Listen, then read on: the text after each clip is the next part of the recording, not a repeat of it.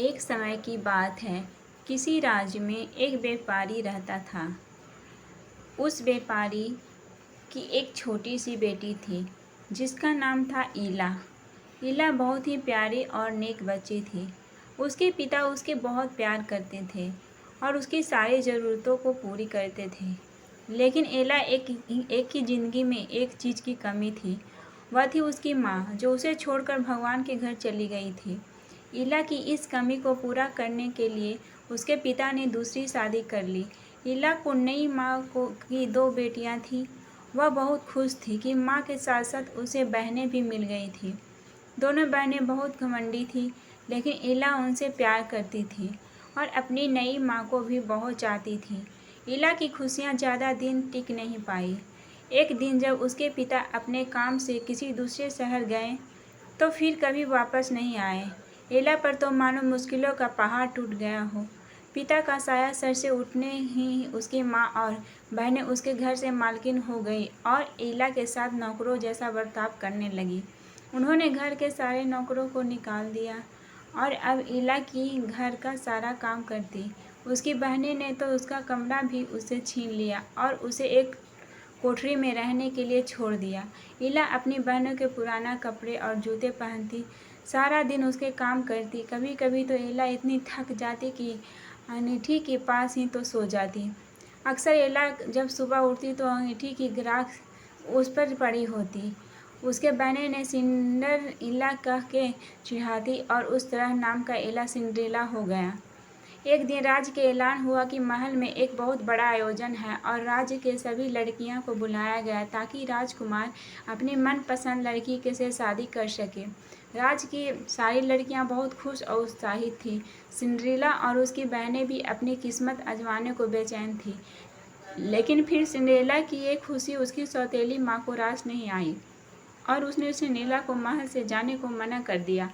बेचारी सिंड्रेला दुखी मन से फिर अपने काम में लग गई थी और सोचती रही कि इस वक्त उससे बहनें क्या कर रही होगी और राजकुमार देखने में कैसा। सिंड्रेला जब इन ख्यालों में खोई हुई थी तभी वहां से जादूगरनी आई और उसे सिंड्रेला को दुखी देखा और उसकी मदद करनी चाहिए।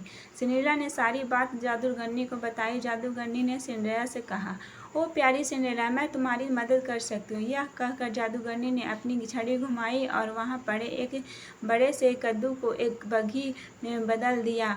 वही चार झूले उछल कूद मचा रहे थे। जादूगरनी की नज़र उन पर पड़ी तो उसने चूहों को घोड़ा बना दिया। अब ज़रूरत थी कि एक कोचावान की। जादूगरनी ने चारों तरफ जड़ घुमाई तो एक एक मेढक दिखाया और उसने कोचवान को बदल दिया। सिंड्रेला यह सब देख हैरान हो गई थी। तभी जादूगर ने उसकी तरफ मुड़ी और अपनी जादू की छड़ी घुमा दी और पलक झपकते ही सिंड्रेला को मटमैले और फटे हुए कपड़े साफ और सुंदर हो गए। उसके पैरों में तो टूटी चप्पल की जगह सुंदर कांच की जूती आ गई। अब सिंड्रेला महल में जाने के लिए तैयार थी। जादूगरनी ने सिंड्रेला को विदा करते हुए कहा, बेटी तू अपनी इच्छा पूरी कर ले, लेकिन याद रखना रात 12 बजते ही सारा जादू खत्म हो जाएगा। सिंड्रेला जब पहुंच गई तो सबकी नज़र उसी को देखने लगी। वह बहुत ही सुंदर लग रही थी। राजकुमार ने जब उसके साथ डांस करना चाहा तो सिंड्रेला की सौतेली बहने के साथ साथ वहाँ मौजूद सभी लड़कियाँ सिंड्रेला से जलने लगी, लेकिन कोई सिंड्रेला को पहचान नहीं पाया। राजकुमार ने उसे देखते ही फैसला कर लिया था कि वह इसी लड़की से शादी करेगा। सिंड्रेला की राजकुमार की आंखों में ऐसी डूबी कि उसके जादूगरनी की बात याद नहीं रही। देखते ही देखते 12 बज गए। घंटी बजते ही सिंड्रेला को याद आया कि 12 बज जादू खत्म होने जाना था। सिंड्रेला बिना राजकुमार से कुछ कहे वहाँ से भाग निकली। वह नहीं चाहती थी कि राजकुमार उसे उसके पुराने गंदे कपड़ों में देखे और उसके नफरत करे। भागते वक्त सिंड्रेला की कांच की एक जूती महल में छूट गई जो राजकुमार ने उठा ली। राजकुमार ने बहुत कोशिश की सिंड्रेला को ढूंढने की, लेकिन वह उसे कहीं नहीं मिली। सबने राजकुमार की उसे भूल जाने को कहा, लेकिन राजकुमार सिंड्रेला को नहीं भूल पा रहा था। आखिरकार सारे राज्य में ऐलान हुआ कि जिस लड़की के पैरों में वह जूती आएगी, राजकुमार उसी से शादी करेंगे। राज्य में जो तूफान आ गया था। हर लड़की राजकुमार से शादी करना चाहती थी। सभी लड़कियां अपने आप को उस कांच की जूती की मालकिन बताने लगी। लड़कियां के घर जा जाकर कहीं उन्हें जूती पहनाई गई, लेकिन उनमें से किसी को वह पूरी नहीं आई। आखिर में सिंड्रेला की बहने की बारी आई। दोनों ने हर कोशिश की जूती पहनने की, लेकिन कोई फ़ायदा नहीं हुआ।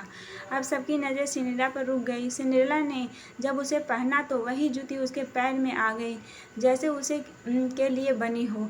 सिंड्रेला की सौतेली माँ और बहनें हैरान और परेशान हो गई। किसी को भी उम्मीद नहीं थी कि वह सुंदर लड़की सिंड्रेला हो सकती है। राजकुमार ने जब सिंड्रेला से शादी के लिए पूछा तो सिंड्रेला ने खुशी खुशी हाँ कर दी। अगले ही दिन बड़े धूमधाम से साथ सिंड्रेला की शादी राजकुमार से हुई। राजकुमार और सिंड्रेला एक दूसरे के साथ बहुत खुश थे और एक दूसरे को बहुत चाहते थे। दूसरी तरफ सिंड्रेला की सौतेली माँ और बहनों को सिंड्रेला के साथ बुरा व्यवहार करने की सज़ा के रूप में राज्य छोड़कर जाना पड़ा। मेरी कहानी अच्छी लगी हो तो मेरी कहानी को लाइक शेयर सब्सक्राइब ज़रूर करें। धन्यवाद।